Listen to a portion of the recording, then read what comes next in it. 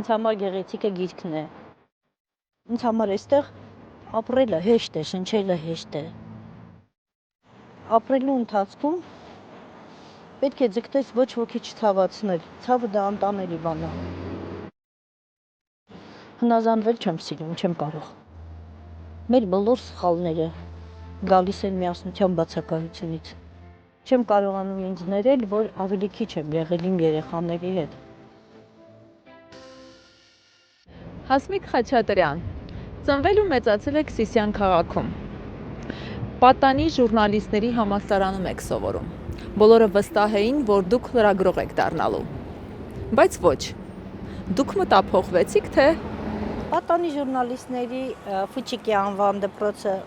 սովորելը եւ ավարտելը պայմանավորված էր նրանով, որ փոքրուց ստեղծագործել սիրում էի,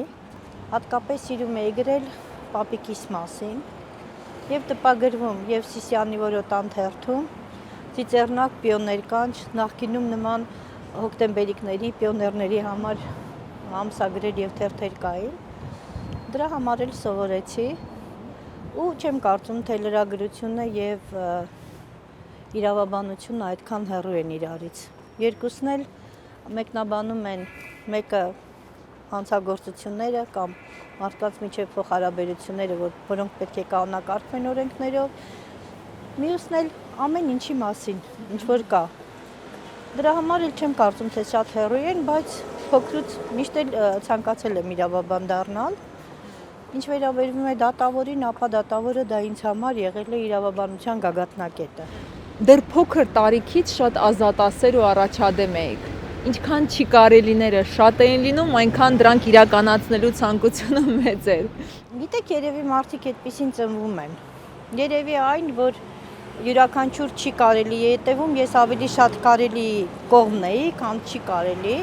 Ու նույնիսկ կարելին էլ, երբ որ մի բան կարելի էր, ես մտածում եմ, որ դա չի կարելի։ Երևի հակազդելու, հակառակվելու, իմն ունենալու ցանկություններ, բայց փոքրուց էլ չեմ մտածել, որ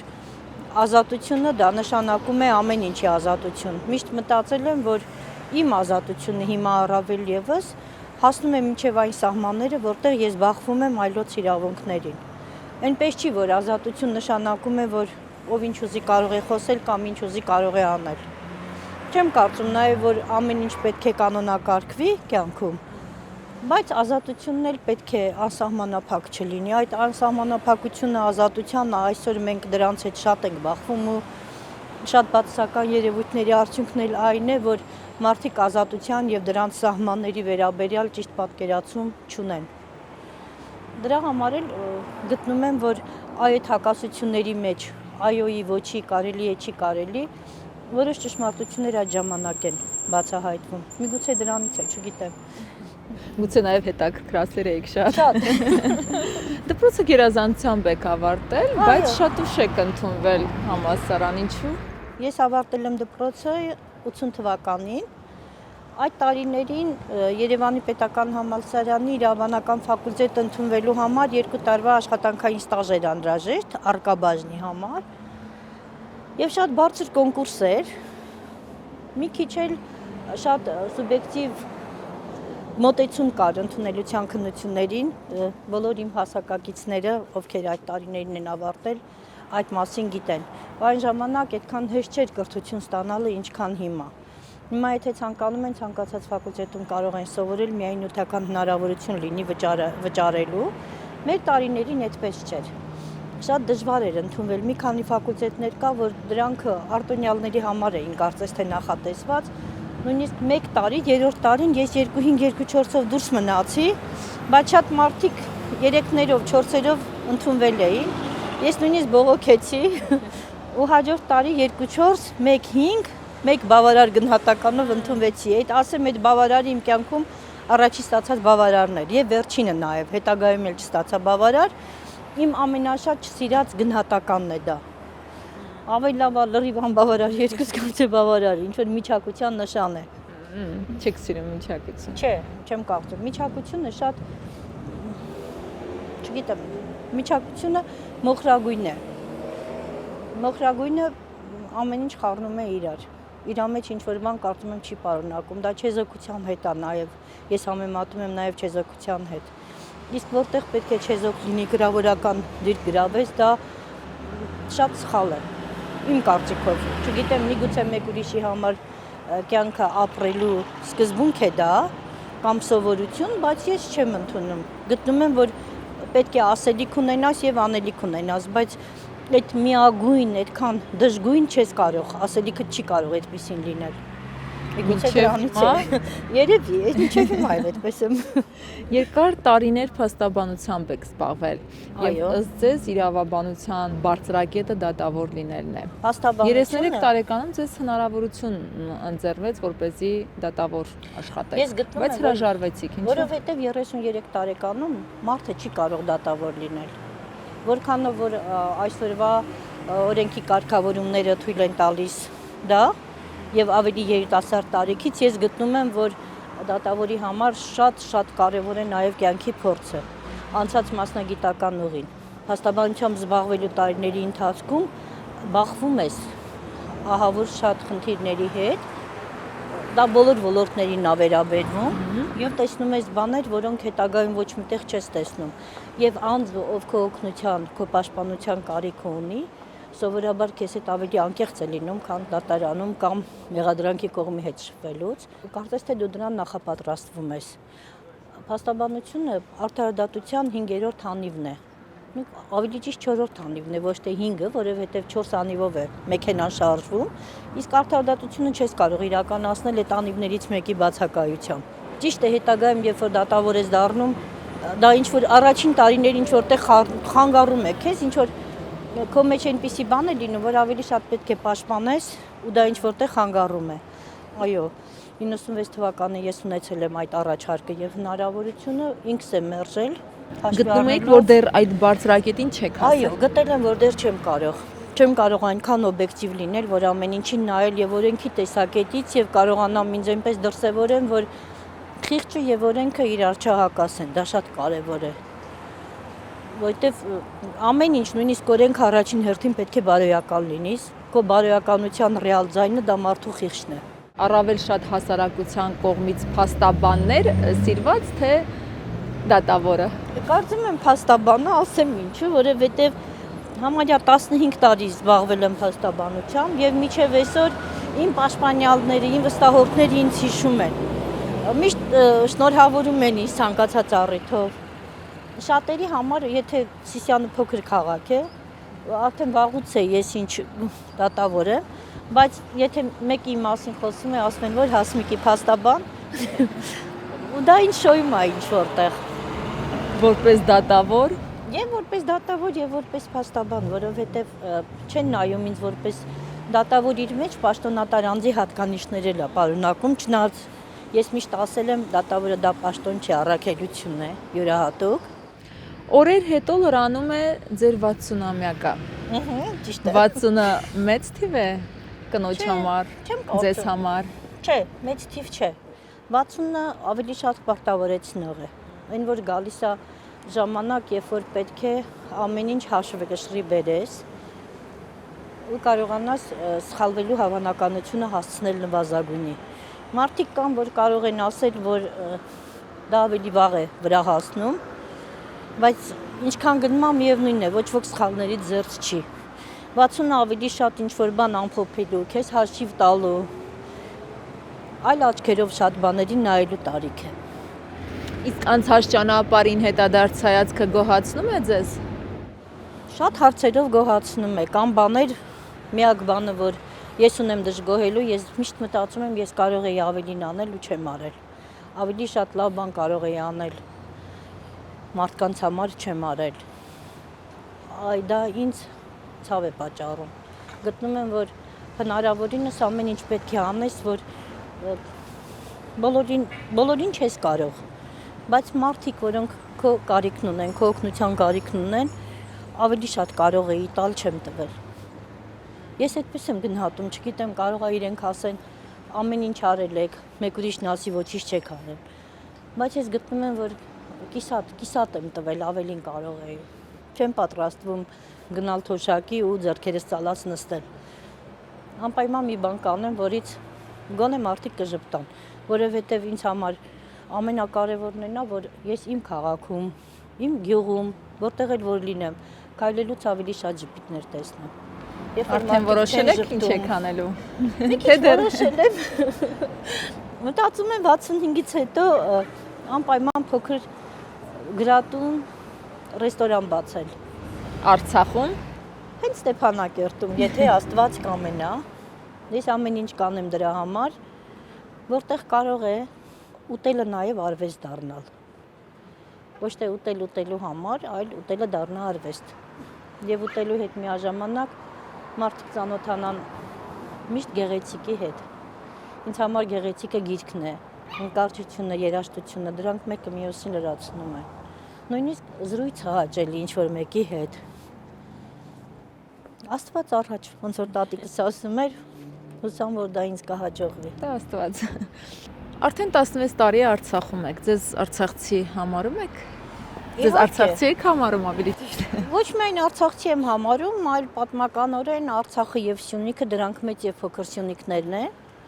Ես Սյունիքից եմ, Սիսյանից։ Միշտ էլ արցախցի եմ համարում։ Ընդհանրապես նախ հայ եմ։ Ու կապ չունի, որ Սիսիանում եմ ծնվել։ Ինձ թվում է յուրաքանչյուր հայի մեջ մի քիչ Արցախ կա։ Իսկ երբ որ ապրում ես այստեղ, այդ մի քիչը շատ է դառնում։ Մի քիչ մնում այն մնացածը, ինչ որ միջև Արցախը եղել է։ Բնավորությամբ ասում են շատ հարմարվող ու շփվող եք, բայց շատ դժվարությամբ եք հարմարվել արցախյան բարքերին։ Գիտես Գահանե ջան, բնավորությամբ շատ ընդհանրապես բարի եմ շատ։ Դա եւ լավ է եւ վատ է։ Հարմարվող եմ ցանկացած եւ լավ եւ վատ պայմաններին։ Դժվար եմ հարմարվել, առաջին անգամ էի գալիս բավականին հասուն տարիքում։ Ինձ քանի որ իմ շփումը Արցախում առաջինը եղել է շուկայում, այդտեղ ինձ համար մի քիչ դժվար է եղել։ Մի քիչ չէ, համարյա մի տարի չէի հարմարվում։ Իսկ հիմա էլ հակառակն է, երբ որ գնում եմ Երևան, այնտեղ չեմ հարմարվում։ Անդադ ձգում է, ուզում եմ անպայման հետ գամ։ Նույնիսկ հիմա այս պայմաններում հնարավորություններ կան առողջական խնդիրներով պայմանավորված, որ պարտավոր ենք ինչ որտեղ նաև գնալու, սակայն ամուսիններով չեն գնում։ Մի տեսակ մտածում ենք, որ հետո մեզ չենք ների, որ մենք այս պահին այստեղից գնացել ենք, թեկուզ ժամանակավոր։ Շատ թող տենց վերամբար չհնչի, բայց իրականում ես Արցախ սիրում եմ։ Չեմ կարող ասել ինչու։ Այնպես չի, որ այստեղ ամեն ինչ դրախտ է։ Փոքր դրախտ է մի կողմից, բայց այստեղ էլ դժվարություններ, հակասություններ, ամեն ինչից էլ շատ կան։ Բայց միևնույնն է, ես սիրում եմ Արցախը։ Ինձ համար այստեղ հաճելի է։ Ինձ համար այստեղ ապրելը հեշտ է, շնչելը հեշտ է։ Չգիտեմ ինչով է պայմանավորված, չեմ կարող ասել։ Եվ դուք մկրտվեցիք Արցախ վերադառնալուց անմիջապես հետո, Այո։ բավականին հասուն տարիքում նման որոշում կայացրեցիք եւ դարձաք հայ առաքելական եկեղեցու զավակը։ Ես մինչև իմ մկրտվելու պահը, ընդհանրապես մինչև երևի 40-ից հետո չեմ եղել այդպես քրիստոնյա,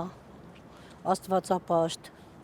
Չեմ կարող ասել, որ ժխտել եմ, բայց նաև չեմ կարող ասել, որ ես կրոնը ընդունել եմ քրիստոնեությունը այնպեսին, ինչպեսին, որ ինքը կա։ Շատ մեծ էր ամուսնուս դերը, որ ես սկսեցի հավատալ եւ կնքվել ինձ Գանձասարում ինձ կնքելը դա իրականում երևի ճակատագիր էր, որտեղ ինձ կնքեց Տեր Հովհաննեսը Գանձասարում ու միջև կնունքը եւ կնունքի պահին եկեղեցու գավիթ լույս էր թափանցել եւ այդ սուրբ ջրի մեջ, որտեղ որ խաչն են մտցնում եւ այդ երբ որ ինձ հարցեր էին տալիս եւ պատասխանում էի, ես հասկացա, որ իրականում կա Աստված, բոլորս Աստծո ստեղծածն ենք եւ փառք Աստծո, որ վերջում մեր բոլորի գնահատականն էլի Աստված է տալիս, ոչ մարդը։ Նաև պատահական չէր, որ Արցախ վերադառնալուց անմիջապես հետո որոշում կայացրեցիք ամուսիններով մկրտվել այստեղ։ Որովհետև առաջին անգամ, երբ որ ինձ Գանձասար տարավարայի կա, մի այնպիսի էներգետիկա կա Գանձասարում, ես դա շատ լուրջ եմ զգացել, օրինակ երբ որ գնացել ենք այլ եկեղեցիներ, ես չեմ զգացել այդ ամբողջ էներգետիկան, ինչպես դա եղել է Գանձասարում, երբ որ խոսել եմ Տեր Հովհաննեսի հետ, ու զարմանալի մի բան ասեմ, մի քիչ էլ երեխայական է դառնում, բայց երբ որ եկեղեցու բակում կանաչների վրա եղնիկներ կային, այդ մի փոքրիկ եղնիկ կար։ Իր հայացքը ես չեմ կարող ասեմ, ինձ ինչ ա տվել, եւ ինձ վրա նենց էր ազդել, որ հետո Արայիկը մերտում փոքր եղնիկ բերեց, դուստումիկ դրեցին կանոնը։ Միջև հիմա հիշում եմ իր մի ամիս կաթով կերակրել եմ։ Հետո նվիրեցինք եկեղեցուն, էլ այդ եկեղեցու բակում էր, նա էլ Աստծո ստեղծած էր։ Նենց չի, որ միայն մարդիկ են, որ հասկանում են ամեն ինչ։ Ինձ հաճախ թվում է, որ ծառն էլ ամեն ինչ զգում։ Չգիտեմ, Իդեպ դուք ծառ շատ եք սիրում եւ նաեւ ձեզ նմանեցնում եք ծառի։ Հա, որովհետեւ Ինչու հենց ծառ։ Ծառը մարդու նման է, ծառը մարդու նման դիմակայում է ամեն ինչին։ Ծառը տարվա եղանակների հետ, ոնց որ մարդը տարիքի եւ շատ երևույթների հետ փոփոխության է ենթարկվում, բայց միևնույնն է, իր արմատը ամբողջական մնում է։ Ես ծառի տերևները միշտ մարդու կյանքի տարիների հետ եմ նմանացնում։ Մեկ մտածում եմ ինչի նոյեմբերը բոլոր տերևները տարավ, բայց 1-2 տերև մնացին այդ ծառի վրա։ Ինչքան էլ քամին, ինչ էլ որ անում չի կարող ամփոփի, մարդն էլ է այդպեսին։ Կարող է այնպիսի հարվածներ ստանալ, որ քեզ թվա, որ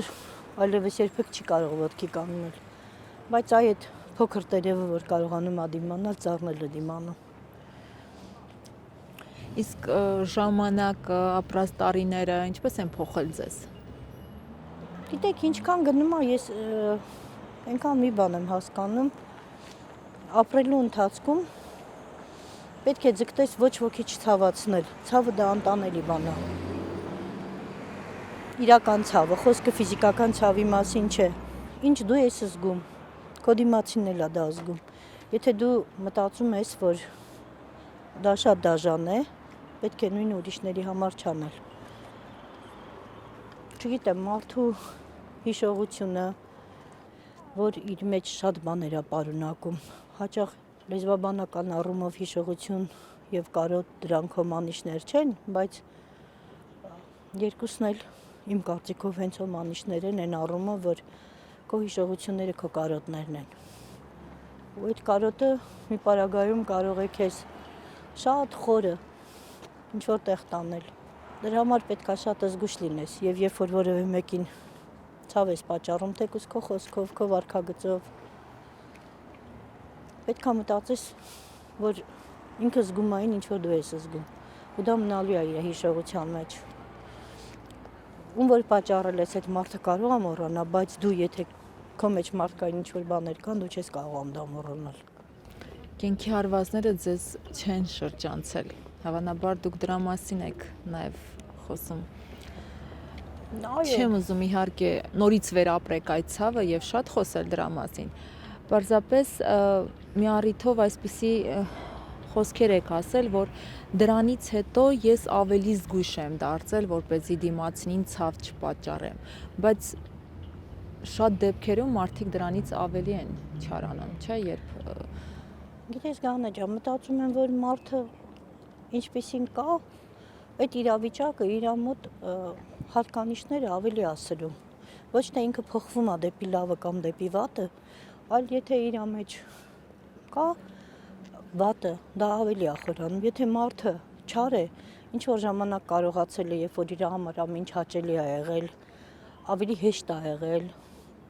ինքը կարողացել է ինչ որտեղ իր այդ չարությունը ցույց չտա։ Մի փոքր հարվածից ինքը ամբողջովին իր դեմքը ցույց է տալիս։ Եվ երբ որ մարդու մեջ մարդկային հատկանիշներն են շատ, ինչքան էլ խորն է լինում այդ ամեն ինչը, ինքը ձգտում է այլևս չանի։ Ես չեմ հավատում աշխարհում որևէ մի մարդ, որը ցանկանա, որ մարդ ապրի այդ ողբերգությունը։ Ես դա չեմ կարողանում ընկալեմ։ Եթե կա նման մարդ, ուրեմն ինքը չմարդ է։ չի կարող, այլ կերպ դա չի կարող լինել։ Վերջին մեր այս մեծ համահայկական, համամարտկային ես կասեի ողբերգությունը առավել եւս եւ սրեց եւ այդ ամեն ինչում ինձ համոզեց։ Դրա համար պետք է շատ զգուշ լինել ամեն ինչում։ Կյանքում ոչինչ չի փոխարինում այդ ամենակարևորին ու պետք չի ինչ որ մի բան ձեռք բերելու, ինքնահաստատվելու, ինչ որ մի բանի համար մարդկանց անընդհատ քարկոծել, քննադատել, հարվածել։ Պետք է փորձել ինչ որ բան անել։ Ես ինչ ասեցի, ես ափսոսում եմ միայն նրա համար, որ ավելի շատ չեմ արել։ Եվ երբ որ ես ինչ որ բան չեմ անում, չի կարելի այն փոքր անողին էլ անընդհատ քննադատել։ Դա մեր մոտ ինչ որ քննադատության ծարավ է։ Բոլորը անverջ, ամեն ինչից դժգոհ են։ Իսկ աշխատանքի բերումով հնարավոր չէ, որ որևէ մեկին կողմերից մեկին ցավ չպատճառեք, այդ դեպքում ինչպես եք անում։ Ամեն ինչ անում եմ, որ բանը չհասնի դրան, այսինքն դա ինչով կարող եմ անել։ Մի վեճ լուծելիս այնքան մաչելի պետքա գրես, որ կողմը երբ որ կարդում է, ինքը հասկանա, որ այլ տարբերակ չունեիր։ Լինում է, կա, դժբախտաբար կան օրենքով կարգավորված հասարակական հարաբերություններ, որոնք հակառակ են նույն այդ հասարակության եւ շահերին եւ ընդհանրապես մարդկային երևույթներին, բայց դու օրենք ես կիրառում։ Այստեղ շատ անելիքներ ունի իշխանության մյուս թևը, ովքեր օրեսդիր մարմինները, որոնք անպայման պետքա նայեն տեսնեն ինչն է օրենքի կարգավորման դաշտում, ինչ պետք է բերեն դեպի օրենք։ Եվ ոչ թե այլ երկրում ինչ օրենք կա դա բերենք։ Դա հարիր չէ մեզ, մեր ոչ մի մշակույթին, իսկ կյանքում ամեն ինչը մշակույթ է։ Օրենք ընդունելն էլ, օրենք կիրառելն էլ, զրույցն էլ։ Գալու, ասում եմ, ինչի լվաց է, ասում եմ, մի քիչ կյանք անենք։ Մեր կյանք անելն է, որ մեղրից տալիս ենք, լեյնականից դուրս գալիս։ Եթե գավառական քաղաքում ծնված չլինեի, անպայման բալերինա կդառնայի։ Դուք եք մի առիթով ասել։ Ինչն էր հատկապես ձեզ դուր գալիս բալետում։ Նախ այդ պարուհիների գեղեցիկ կազմվածքը։ Բալետը իր մեջ մի քանի բան է ամփոփում. երաժշտությունը, խոսքը, բնավորությունը, ընդհանուր ինքը կյանքը, շարժումը։ Յուրաքանչյուր շարժում մի ինչ որ բան է խորհրդանշում։ Ես միշտ ինչն այն շատ դուր եկել, որ պարուհիների ձեռքերը, հենց բալետի պարուհիների, այս յուրաքանչյուր մի հատ ժեստը ինչ որ բան է նշանակում, այնքան գեղեցիկ ձեռքեր ունեն, գեղեցիկ վիզ ունեն։ Չգիտեմ, ինձ միշտ թվացել օրինակ Մայա Պլիսեցկայան հատուկ ուսումնասիրել է կարապներին, որ ինքը կարողացել է այդպես գեղեցիկ բարի, որովհետև մինչև կարապի բնավորությունը չիմանաս, չես կարող վիզդ կարապի վզին նման պահել։ Շատ էի սիրում, մամայիս տանը այնքան այդ բազմոցի թռնում էի, մինչև դպրոց գնալը, մինչև մի անգամ ծունկս տեղից դուրս եկավ ու բալետը մտքիցս գնաց։ Պաստորեն փորձեր անում եք։ Շատ պարզապես չկար հնարավորություն, չկային դպրոցներ։ Առաջ ամբողջ Հայաստանում մենակ Երևանում է եղել։ Հիմա ոչինչ, արդեն համարյա բոլոր տեղերում կան այդպիսի դպրոցներ։ Բալետ շատ եմ սիրում։ Կան ուրիշ էլի չիրականացված երազանքներ, նպատակներ։ Շատ են։ Դե այդքան շատ չեն, բայց փոքրուց շատ երազել եմ թակուհի լինեմ։ Այն էլ ոչ այսքան ոչ այնքան փառանձեմ։ Գիտենք, որ երկրորդ դասարանում եք դուք ընթերցել։ Այո, առաջին անգամ Պապ Թագավորը ընթերցել եմ լրիվ պատահական։ Պապիկս մեծ գրադարան ուներ, գնում էի, ինքը ինձ գրքեր էր տալիս, ես կարդում էի, քանի որ առաջին թորնիկն եմ եղել ու ընտանիքում 4 մանկավարժ կային, մինչև դպրոց գնալն էլ բոլորի ինձ կարդալ գրել, հաշվել սովորացնում էին, երբ որ գնացի պապիկս Թումանյանի և Զորյանի գրքեր իրար կողք էին շարված, ասեց վերցրու շուննկատուն ու կարդա, բայց ես շուննկատուն անկիր գիտեի, ես կողքից մեծ հաստափոր մուկ շագանակագույն կազմով, ոսկեգույն տառերով գիրքեր։ Ասի ես սա եմ կարդալ, հա։ Պապիկս քո քաշին այ, ես շատ նիհար եմ եղել, շատ։ Բայց էլ հիմա էլ ճիշտ հակառակն է։ Պապիկս ասեց, չես կարող դրա մեջ նկարներ չկան, ասեցի չէ, ես ուզում եմ կարդալ։ Շատ դժվար կարդացի, որովհետև դեռ դժվար էի կարդում։ Երկրորդ դասարանը։ Կարդացի, այո, եւ սիրահարվեցի մեր պատմությանը, մեր թագավորներին, Փարանձեմի կերպարին։ Եթե միջև դպրոց գնալս տանը ինձ թակուի ձևացնում հեքիաթներից վերցրած, կարդալուց հետո Փարանձեմ թագուի։ Դա պապիկի ստիպել է ինձ համար թագ էր պատրաստել, բայց դրանից հետո ընդհանրապես ինձ միշտ Փարանձեմ էի երևակայում ու քանի որ Փարանձեմը պատմականորեն սպիտակ ամաչկ, միշտ սեկ քայլվածքով ու շատ ուժեղ բնավորությամբ կին ա եղել, ես էլ ինձ էի տանը այդպես պահում։ Թագուհի չդարձա ու շատ երազում եմ, որ մեր երկիրը ունենա թող էությամբ թագավոր, կարողանանք ունենալ առաջնորդներ ու իսկապես ունենանք երկիր, մենք արժանի ենք դրան։ Իսկ այդ իշխելու, հրամայելու, այսպես ասած։ Մի քիչ կա ինձ մեջ։ Մի քիչ ունեմ, որ սիրում եմ, որ ես պետք է ասեմ, իշխել այնպես չի, որ ասենք հրամայեմ ինչ-որ մեկին ինչ-որ, բայց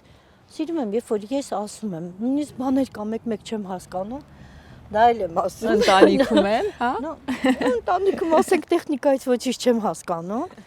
Ամուսնուս ձեռքից էլ ամեն ինչ գալիս է։ Ինքը ինչ որ բան անում, ես ասում, ըհը։ Ասում եմ, ես սարքեցի, դու ըհը։ Ասեմ, դե ես ասեցի, որ դու սարքեցիր։ Կա նման բան կա իմ մեջ։ Չգիտեմ, սխալ է թե ճիշտ է, միգուցե մի քիչ համաձայն չեմ, որ ասում են կանայք պետքա հեզ լինեն, որովհետև ինձ թվում է այդ հեզը մարդու համար չի, չէ, ես հեզին դեմ եմ ընդհանրապես, բայց հնազանդվել, հեզ լինել, հա։ Հնազանդվել չէ։ Չէ, այ դա չեմ սիրում։ Հնազանդվել չեմ սիրում, չեմ կարող։ Դե ուղղակի չեմ կարող։ Եվ դա ձեզ չի խանգարել կյանքում, կամ գուցե օգնել է։ Գիտեք, թե օգնել է, թե խանգարել է, չեմ կարող ասել, դա պետք է ասեն մարդիկ, ովքեր ինձ հետ ապրում են։ Բայց իմ տպավորությամբ մեկ լինում է, երբ որ քոնն ես պնդում, դրանից ոչ ոք չի շահում։ Այդ բոլորը հասկանալով հանդերձ պնդում, հետո հումորի եմ վերածում, փորձում եմ ծիծաղել եւ այլը, որ անցնի։ Դուք միշտ ցանկացել եք, որպեսզի նկարել սովորել։ Հա, բայց այդպես էլ չստացվեց, չհաջողվեց։ Նկարել, բայց շատ եմ ուզում, որովհետեւ ինձ թվում է, այն ինչ որ երաժշտությունը մինչև վերջ չի ասում, նկարը գույնը դա կարող է ասել։ Դա պետք է մարդ բնատոր ունենա։ Եվ որ գույները կգերիշխեին, կգերակշռեին ձեր նկարներում։ Իմ նկարում շատ գերիշխեր կանաչը։ Կանաչի ավելի զարթոնք եւ բաց, բայց իր մեջ մկություն պարունակող երանգները։ Ես իրան անպայման կարմիրի հետ կզուգորդեի։ Առաջին հայացքից մտածում ենք կանաչն ու կարմիրը չեն կարող իրար հետ գեղեցիկ լինել, բայց կանաչն ու կարմիրը շատ գեղեցիկ են։ Եթե նկատել եք մեր ազգային տարազների մեջ էլ դա կա։ Դա ինձ շատ գրավում է։ Պատմություն շատ եք սիրում։ Ուսումնասիրել եք պարզելու որտեղից են գալիս եւ դեպի ուր են գնում։ Ինչ եզրահանգման եք եկել։ Պատմություն, եթե ուզում ես քո երկրի, քո ժողովրդի պատմությունն իմանալ, պետք է անպայման կարդաս խորենացի։ Եթե չիմանաս որտեղից ես գալիս, երբեք չես կարող իմանալ որտեղից ես հասնում։ Մենք իրականում աստվածատուր ազգ ենք։ Իրականում մեր երկիրը դրախտավայրի նման է։ Մեր բոլոր սխալները գալիս են միասնության բացակայությունից։ Եվ անձնական ամբիցիա հայերեն մոռացել եմ, ոնց է, այդ անձնական ամբիցիաներից դա մեզ շատ է խանգարում։ Եթե մենք լինենք միասնական, ոչ մեկը մեզ չի կարող հաղթել։ Մեր ամենամեծ բացասական կողմը դա է։ Դա ես չեմ ասել, դարերն էլ ասել։ Ապրելու տեղ միայն քո երկիրն է։ Ինչքան էլ որ Էգեյան ծովի ափերը հաճելի են ամռանը, միևնույնն է, դու չես կարող մշտապես այնտեղ լինել, դա քոնը չի։ Ինչքան էլ ես ձեր վերարկուն հագնեմ, որ ինձ համար ավելի տաք լինի, մեկը պետքա վերադարձնեմ։ Այսինքն մենք պետքա սովորենք մեր երկրի պատմությունը։ Ինձ որ մնար բոլոր մասնագիտությունների հարցում ընդունելության քննություններին, անպայման հայ ժողովրդի պատմություն կմտցնեի։ Եվ որն է այն դասը, որ մինչ օրս չի սովորել հայ ժողովուրդը։ Հայ ժողովուրդը չի սովորել առաջինը նա, որ ինքը մեծ ժողովուրդ է, ոչ թե նրանով, որ ինքն է քրիստոնեություն ընդունել,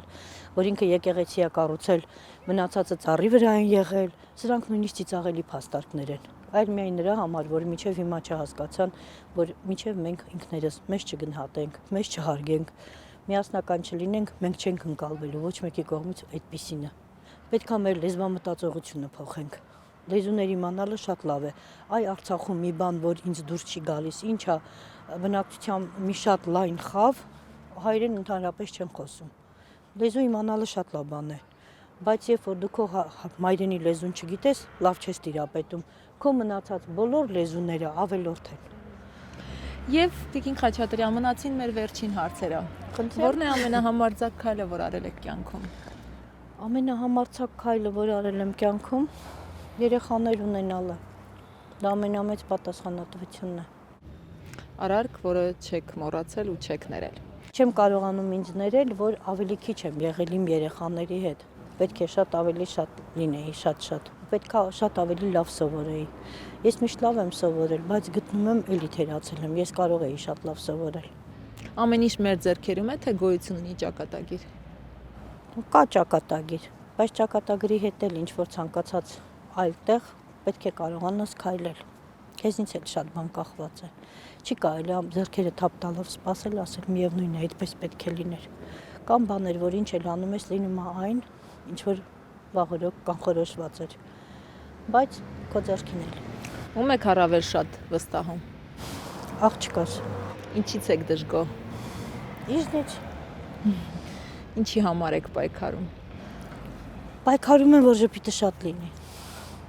Պայքարում եմ, որ մարդիկ անեն այն, ինչ կարող են, ոչ թե անեն այն, ինչ իրենց ավելի շատ եկամուտ կբերի։ Ում եք պարտական ձեր հաջողությունների ձեռքբերումների համար։ Կարծում եմ աղջիկներիս։ Իմ շատ բաների համար ես պարտական եմ իմ աղջիկներին, Էմային եւ Նարեին։ Ինչպես կցանկանայիք, որ ձեզ հիշեն։ Ժպտալով, որպես տատիկ թորնիկների հետ խաղալուց։ Դա ամենահաճելի բանն է, որ ես կարող եմ պատկերացնել։ Ու դա ինձ համար հպարտություն է, որ իմ թորնիկները ինձ հետ զրուցում են, ինձ հետ կիսվում են։ Իմ կարծիքը իրենց համար կարևոր է։ Մնացած ոչ մեկի համար ինձ համար այդպես կարևոր չի, թե իրենք իմ մասին ինչ են մտածում։ Եվ վերջին հարցը, հայաց կողքից ինքներդ ձեզ։ Վատ մարդ չեմ։ Կարծում եմ վատ մարդ չեմ, բայց նորից եմ կրկնում, կարող էի ավելին անել։ Շնորհակալ ենք, Տիկին Խաչատրյան։ Հաճելի է ինչպես միշտ խոսել ձեզ։ Լավ մնացեք, առողջ եղեք եւ միշտ ժպտացեք։ Շնորհակալ եմ, թող բոլորը ժպտան։